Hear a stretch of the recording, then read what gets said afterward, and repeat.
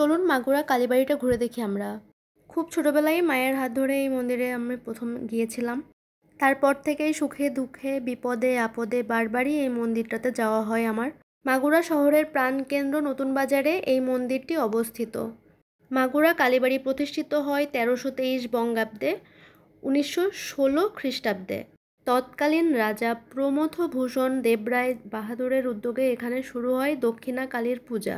প্রথম পুরোহিত ছিলেন কান্দা বাঁশকোঠা গ্রামের শ্রীধর ভট্টাচার্য। এরপর পুরোহিত হন ফটিক ঠাকুর, কালিদাস ভট্টাচার্য, বিভূতিভূষণ মজুমদার প্রমুখ। 1967-68 সালের দিকে মন্দিরটি পাকা করা হয় মাগুরার আশুতোষ গোস্বামীর উদ্যোগে। 1971 সালে পাক বাহিনীর হামলা ও লুটপাটে কুষ্টিপাথরের মূর্তিটি চুরি হয়ে যায়। পরে মাটির এবং পরবর্তীতে সিমেন্ট দ্বারা মূর্তি নির্মাণ করা হয়। 1977 সালে বলিপ্রথা নিয়ে তুমুল বিতর্ক হয়, পক্ষে বিপক্ষে অনেক ভোট পড়ে। বলিপ্রথা নিষিদ্ধের পক্ষে জনসমর্থন বাড়ে, সেবার থেকে পাঠা বলি নিষিদ্ধ করা হয়। মন্দিরের যে চূড়াটি রয়েছে তার উচ্চতা 104 ফুট। এই মন্দিরে মা কালীর পাশাপাশি রাধাকৃষ্ণের পূজা করা হয়, মা শীতলার পূজা করা হয় এবং শিব ঠাকুরের পূজা করা হয়। মন্দির পরিচালনা কমিটিতে বিভিন্ন সময়ে যারা ছিলেন তাদের মধ্যে উল্লেখযোগ্য শ্যামাপ্রসাদ ভট্টাচার্য, যিনি চানু ঠাকুর নামে সর্বাধিক পরিচিত। আরও আছেন অবনীমোহন, মনীন্দ্রনাথ দে ছানাবাবু, বীরেন শিকদার, দীপক রায়চৌধুরী, স্বপন কুমার সরকার। ছোটোবেলায় স্কুল থেকে আসার সময় বা গান শিখে আসার সময় আমি প্রায় এই কালীবাড়িতে যেতাম।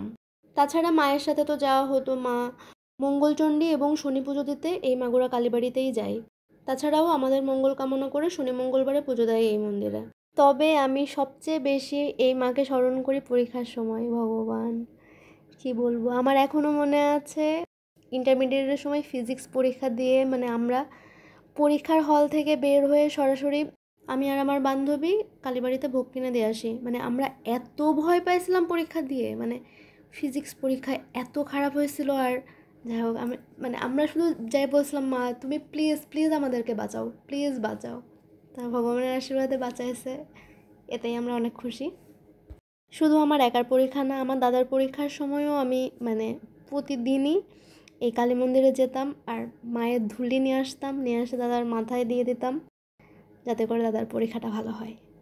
তবে কি, সুখের থেকে দুঃখগুলোকেই কিন্তু আমরা ভগবানের সাথে বেশি শেয়ার করি। বেশি আমি আমার যত সমস্যায় হোক না কেন আমি মায়ের কাছে আগে যাই, মায়ের কাছে গিয়ে বলি যে মা আমাকে প্লিজ এই সমস্যা থেকে সমাধান করে দাও, প্লিজ মা। কারণ একমাত্র ঈশ্বর ছাড়া আমাদের দুঃখগুলো বোঝার বা সমাধান করে দেওয়ার মতো কেউ নেই। জয় মা কালী।